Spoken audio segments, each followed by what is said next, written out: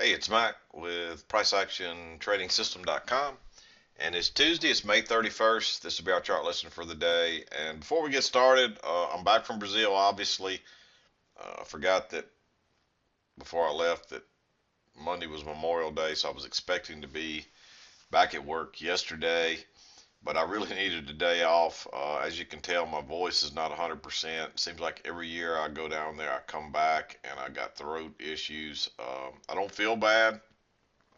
I just can't hardly talk. So it's probably going to be quick tonight because I'm struggling with my voice here and I'm having a hard time talking. So I'm actually better. This morning I hardly haven't had any voice at all. So I am feeling a little better.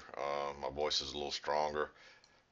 But I'm going to move through this pretty quickly and wrap it up for today and just try to get through this week and hopefully I'll be better next week. But yeah, good trip. Glad to be home though. It's always great to come home. And but yeah, I had a great trip. Good mental vacation. No phones, no texts, no emails, no charts, no trading questions, all that good stuff that we normally do every day that I love to do anyway. But it was nice to get a break. So glad to be back though. But let's back out here. Talk about the chart. You can see it was mostly downhill today. Uh, I did get a couple of emails. People were a little confused. Where most people got confused is they were starting their day up here. This is yesterday, the holiday day, which counted for nothing except, we gapped open and just went sideways for a couple hours and the market closed. This is where the blue is where the overnight started, where the day started. So you should have started from there. And it really was just a range day starting out. Um, really from a little before 6 o'clock on was all uphill, but you could see the resistance across here. This was real obvious. It wasn't hard to find. Um, there weren't a lot of early trades because the holiday. I think I talked about it in my uh, midday chart. Was that a lot of people probably were late coming back from vacation. There just wasn't much happening this morning until the sell-off started around 9:30 or so, and we had some pretty good movement. But even in there, there's not a lot of good setup. So, uh, it's just really hard to pinpoint. So, there weren't a lot of good setups. It's just really, sometimes it's like this for a week or so after a holiday, especially in the summer. Uh, I think what happens is a lot of the traders take the whole week off. A lot of them are just on vacation this time of year period. So it slows down in the summer. So not totally unexpected. We'll see this again around, July the 4th week and so forth. But let's back out, talk about the trades, and again, we'll move through this pretty quickly and wrap the day up. One thing I did mention was I would have looked for, once we started down, probably would have looked for a measured move, which is really just going to put you back down to, the lows here. You can see that. But I also would have measured the range. I would measure it like this, but I'd also measure this full range here of this overnight.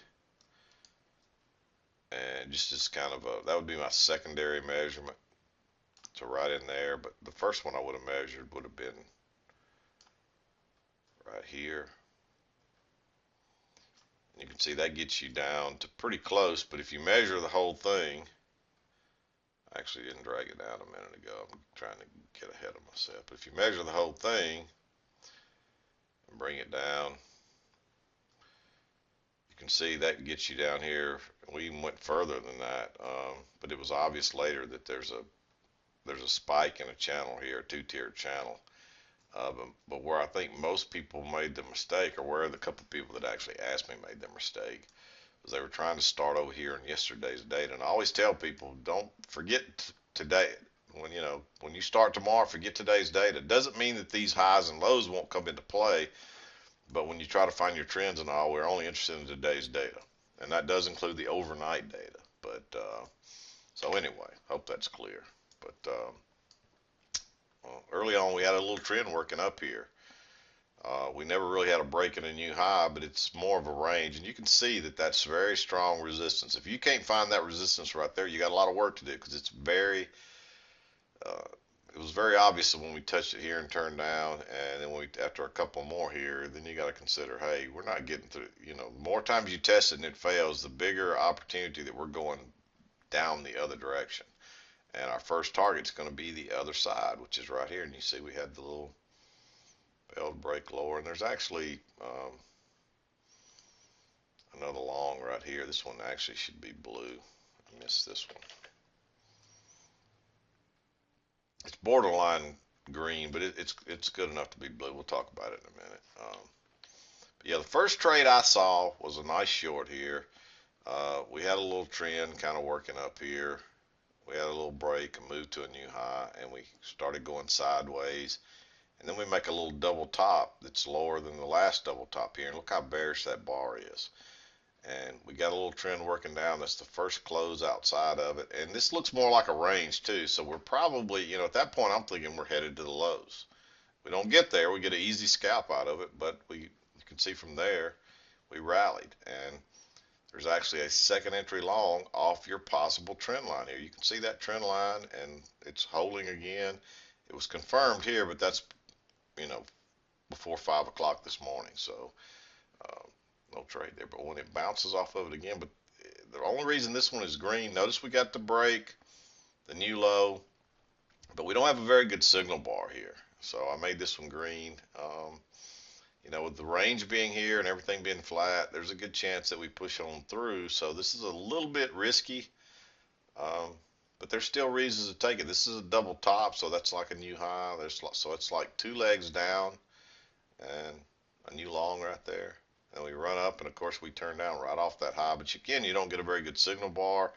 By the time you do get one, you're going sideways and you're back into the trend line. So you can't go short right there, but you might get a trap, and of course you do. And just go long right there. There's enough room to get out before you get back to the highs. Turns out to be an easy scalp, and that's all you get. But that's all you normally get is just scalps when you're going sideways. And you can see how flat that EMA is, and you can see how strong this resistance. This one's real tempting right here, but you still got this trend line working up, and there's always a chance you can push through and go to the other side. And there's also, this is the overnight high, so we could push on through and end up finding further resistance way up here. So you got to be careful. You really need a good second entry here. And when you get a second entry here, but look how that bar's not very good. You're right into the EMA, and you would have got trapped.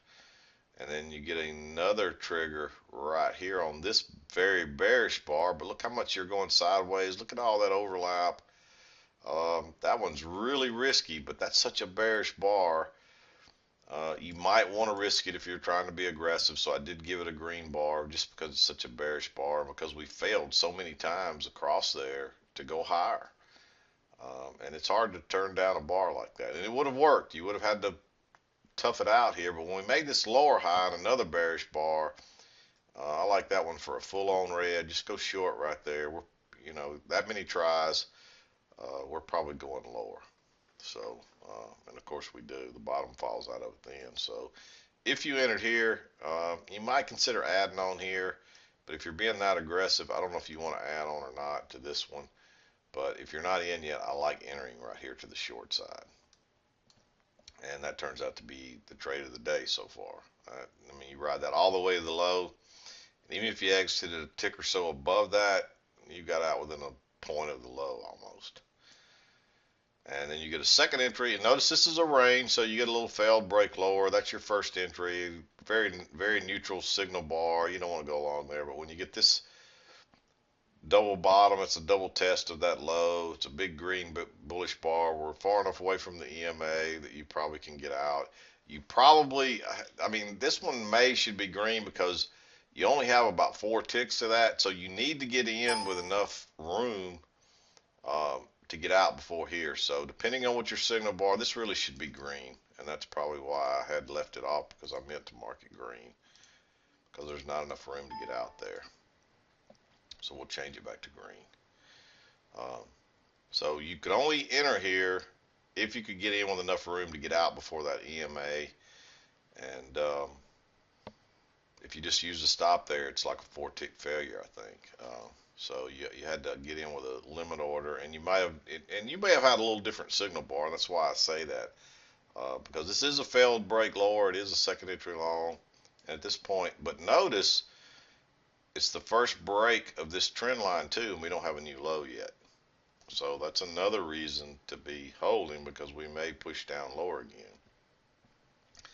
And when this, notice we got a little trend line working up here. We get a break, a new high, and then you get this big bearish bar. Again, it's not a great setup because it's right back into that resistance, but it does meet our criteria. Everything's, the EMA's holding. You do have a little trend line. You can set off those first couple of bars there. I would use a limit order here just to make sure you get out before this low, because notice it does bounce, but you kept on going, so it didn't matter. But you're looking for a measured move, possibly a little lower than this, so you don't quite have it yet. And then, so notice your trend line working back. You get a close outside, a move to a new high, and so now you're looking for a short. But look how bullish that is. You don't want to go short there, and you definitely don't want to go short right into the low of the day, because what'll happen is it'll bounce on you just like it did right there. So when it comes back and you get that little, you got, notice those three bars matching high, and it pushes up, it makes a double top. I like that. Actually, this is your signal bar right here. Oops. But you want to enter, what you want to do is wait on a break of this one and then drop your limit order back in here where you would have got filled here. And you might have just let it break below this one and try to limit order further back up in this bar, but you're probably better off to wait on this one. It's not a great setup, but it fits our criteria if you want to be aggressive. We're now back to the trend line. It looks like we found the low trend line. We got some matching bounces here. So this one's a little iffy, and so that's why it's green. Turns out to be a great move, and once it starts going lower, just measure this leg and see if you don't get a measured move, which notice we came within a tick or so. We didn't quite get it twice there, but that's what you'd be looking for. And this one was very tempting. Notice that we get a failed second entry long, counting off the low there. It's two tries to go higher. You got a lot of resistance, but the problem is you got your support right here, and by the time that bar closes, it's right back at the low. So you can't go low, can't go short there.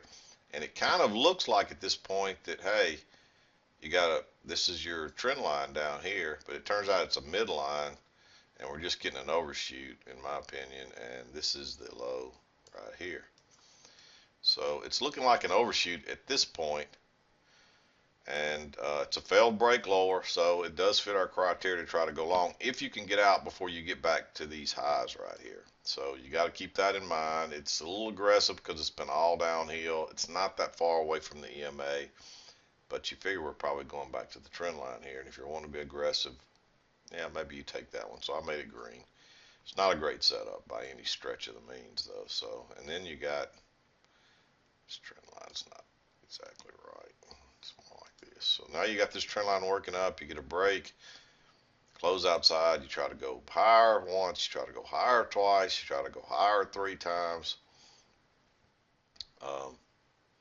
So on any one of these bars, when it broke lower, I'm okay with dropping a limit order in there, or maybe even just putting your stop below this bar right here.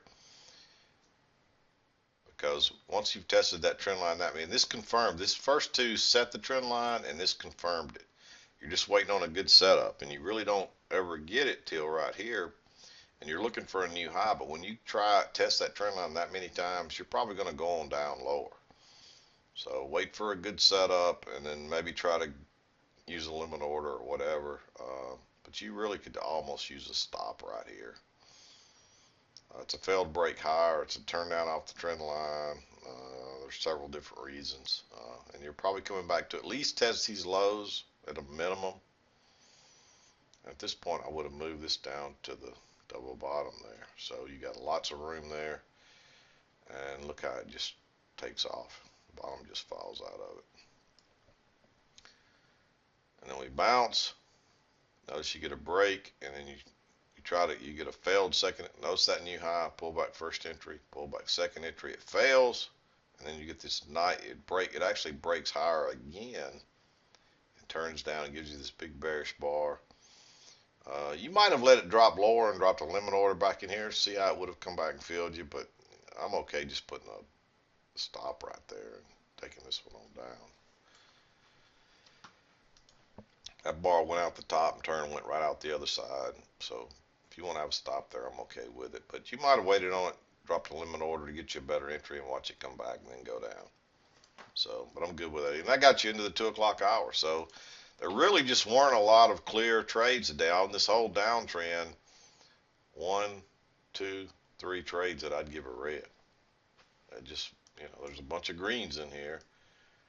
And really, for the whole day, there was 1, 2, 3, 4, 5 trades that were either red or blue. So it just wasn't much happening today. Even though we had some nice movement down, not much happening. It looks like we had a pretty good rally while I was gone, so I missed this rally. One of these days it rallied really strongly. I forget which one it was. This day, I guess. 2 days there it rallied kind of strong. There's the big day right there. And that's a strong trend. When you got all those little bars that just keep going higher. Look how everything's above the EMA all day long until really late in the afternoon. It kind of slows down. Then it picks up there the next day, and you get the same thing for a while again before it goes kind of flat. And guess where it kind of goes flat is right up here, back up here near getting close to 2100 again. So,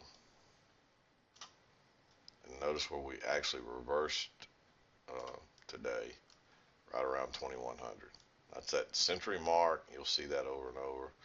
We pretty much rallied back for most of the sell-off before the day was over. So, not a great trading day. Just not much happening. I think it's still a little of the Memorial Day holiday hangover here.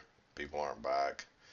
But even though it's all downhill, there's just not a lot going on. It's not a real, and if you were trying to use yesterday's data, that probably threw you off. So, and I know I got at least 2 emails, people asking about that. So, anyway, I'm not going to carry it on. My throat is really hard for me to talk here, and I have to stop and clear my throat every few minutes. So I'm going to call it a day.